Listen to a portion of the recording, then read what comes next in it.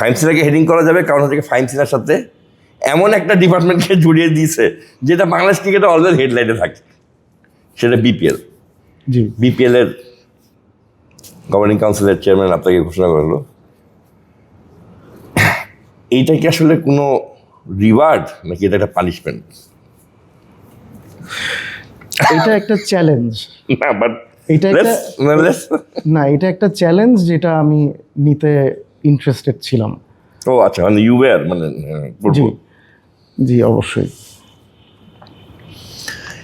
এইটা চ্যালেঞ্জে বলতেছেন আজ থেকে 12 বছর, 2012 থেকে বিপিএল হচ্ছে, আজকে 2026, এই এতগুলো বিপিএল গেল, আমরা এখন পর্যন্ত বিপিএল একটা স্ট্রাকচার দাঁড় করা হলো না। ফাইম ভাই, আপনি আসছেন, মানে আপনার জন্য বিপিএলটা, আমার জন্য হচ্ছে কি সবচেয়ে বড় কথা হচ্ছে কি এই বিপিএলটা আপনার জন্য পারিবারিকভাবে একটা চ্যালেঞ্জ। কারণ হচ্ছে কি আপনার বাবা কিন্তু বিপিএল গভর্নিং কাউন্সিলে গিয়েছিলেন, মানে আমরা হয়তো দর্শকরা জানি বা ভুলে গেছি যে মানে যেহেতু উনি অনেকদিন ধরে নেই, যে your father was first BPL governing council chairman, না second, but he was governing council chairman.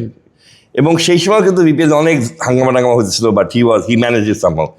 এই চ্যালেঞ্জটাকে এই পরিবার থেকে দেখছেন বাবা কিভাবে বিপিএল টিপিএল করছে, এটা ওনার টেনিয়রটা যদি চিন্তা করেন, আপনার 13 থেকে 17 আপনার আমাদের কিন্তু 4-5টা বড় ফ্র্যাঞ্চাইজি ছিল। হ্যাঁ ওই টেনিয়রে, ওইটার কন্টিনিউশনটা যদি থাকতাম, আমরা মনে হয় এখন একটা ডিফারেন্ট হাইটে থাকতাম। এক্স্যাক্টলি, হ্যাঁ। মাঝখানে এটা আমরা হারিয়ে ফেলেছি বিভিন্ন কারণে। কারণ আপনার বাবা তো আনতে পারতেন, বড় টিম আনতে পারতেন। মানে হি ওয়াজ লাকি, উনি পেরেছেন। মানে আপনার কেন মনে হয় বাংলাদেশ ক্রিকেট বোর্ডের পরবর্তী বিপিএল গুলো এরকম লাকি হলো না? মানে ওয়্যার উই ওয়েন্ট রং? আপনি খুব ক্লোজ থেকে কাজ করছেন, because you have always been with না, আমি আপনার না মানে ইউ আর নট, আপনি ক্লোজ থেকে কাজ করছেন মানে আপনি সঙ্গে ছিলেন, আপনি কখনো নীতি নির্ধারক হিসেবে কাজ করেন না। আমার বাবা মারা গেছেন 18-তে, আমি 18-র বিপিএল থেকে শুরু করে আপনার যদি 26-এর বিপিএল পর্যন্ত আর কি, হ্যাঁ, মানে 25-26টা, মানে মেইনলি 25টা আমি সামনে থেকে দেখেছি। আর আগেরগুলোর তো আমি ডিসিশন মেকার ছিলাম না বা বোর্ডের ভেতরও ছিলাম না। মানে 22-23-এ ছিলাম, 22-23-24-এ ছিলাম, বাট আমি ওটার পার্ট ছিলাম না। সো ওইখানে কি মানে কোভিড একটা ইস্যু ছিল, তারপরে অন্যান্য কি ইস্যু ছিল, মানে হয়তো আপনার গ্লোবাল ইকোনমি, কোভিডের পরবর্তী সিচুয়েশন, অনেক বড় বড় কোম্পানিরা আপনার হয়তো বড় অর্গানাইজেশনরা হয়তো ব্যাক অফ করছিল বা নতুন করে আসতে চাচ্ছিল না, মানে ওভারঅল এই গ্লোবাল ক্রাইসিসটার জন্য। ফারুক ভাইয়ের সময় যেটা দেখলাম টিম সিলেকশন রং ছিল, বুলবুল ভাইয়ের সময় যেটা ধারণা করছি বাইরে থেকে, ওখানেও টিম সিলেকশন রং ছিল। তো আমি এবং প্রেসিডেন্ট তামিম ইকবাল, আমরা একটা জায়গায় খুব স্ট্রিক্ট, এখানে মানে আমাদের খুব একটা স্ট্রিক্ট একটা জায়গায় আটকে আছি আমরা, যে যদি প্রপারলি না করতে পারি, আপনার ইওআই এগ্রিমেন্ট অনুযায়ী যদি আমরা না করতে পারি, তাহলে আমরা বিপিএল করব না। যদি এগ্রিমেন্ট অনুযায়ী যদি আপনার এই মানে একটা বড় জিনিস হচ্ছে যে এলওআই অনুযায়ী না করে, আমি সেটা যে এগ্রিমেন্টের কথা যে বললেন, মানে আমাদের এখানে একটা নতুন ট্রেন্ড শুরু হয়ে গেছে, 5টা টিম নিয়ে খেলতে হবে, 6টা টিম নিয়ে খেলতে হবে। যদি এগ্রিমেন্ট কমপ্লাই করে 3টা টিম, তাহলে কি আপনার 3টা টিম নিয়ে বিপিএল খেলবেন? না, মিনিমাম তো 5টা টিম লাগবে। But you are not going to compromise on quality, মানে কোয়ান্টিটি।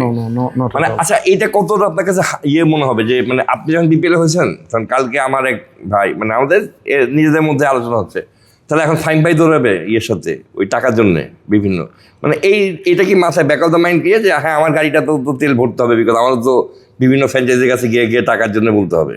না, এটা আসলে এই কনসেপ্টটা রং। আপনার টাকার পিছে দৌড়ানো কি? না, টাকার জন্য না, টাকার জন্য দৌড়ানো মানে আপনি তো পাওনাদার, টাকার জন্য যাবেন, ফ্র্যাঞ্চাইজিতে টাকা দেয় না, বোর্ডকেও টাকা দেয় না, প্লেয়ারদেরকেও টাকা দেয় না, তা আপনি তো বিপিএলের অভিভাবক। আমাদের তো ফ্র্যাঞ্চাইজি সিলেকশনটা রং ছিল, যে কারণে আমাদের মানে ফ্র্যাঞ্চাইজিদের পিছে দৌড়াতে হয়েছে। আগামীতে আমরা মানে তামিম লাস্ট প্রেস কনফারেন্সে যেটা বলেছে, খুব স্ট্রিক্টলি বলেছে যে আপনার যদি আপনার ওই ধরনের ফ্র্যাঞ্চাইজি আমরা না পাই, তাহলে আমরা করব না। কিন্তু আমরা আমাদের সর্বোচ্চ চেষ্টা থাকবে একটা প্রপার মডেল দ্বারা করানোর, যে কোনো ইনভেস্টমেন্ট আপনার ব্রেক ইভেন আসে, আরওআই আসে 5 বছর স্ট্যান্ডার্ড। আমরা একটা বিজনেস মডেল যদি কোনো প্রপার বিজনেস হাউসকে শো করতে পারি যে this is the revenue sharing process, এইটা এইভাবে গ্রাউন্ডস রাইট আনবো আমরা, মিডিয়া রাইটস ভ্যালুয়েশন বাড়াবো আমরা এইভাবে, 5 বছর পরে আপনার ব্রেক ইভেন। মানে বিসিবির মানে আর্নিং কিভাবে আসবে এবং ফ্র্যাঞ্চাইজিদের আর্নিং কিভাবে আসবে, ফ্র্যাঞ্চাইজিদের আর্নিং ছাড়া কেন আসবে? আমি 5 বছর পরে একটা ফ্র্যাঞ্চাইজির প্রফিট যদি না দেখাতে পারি, বা 5 বছর 6 বছর পরে যদি আমি একটা মানে রেভিনিউ জেনারেশন যদি আমি পাথওয়েটা না দেখাতে পারি, তাকে কনভিন্স না করতে পারি, ভালো ফ্র্যাঞ্চাইজি কেন আসবে? সো এটা দেখানোর জি।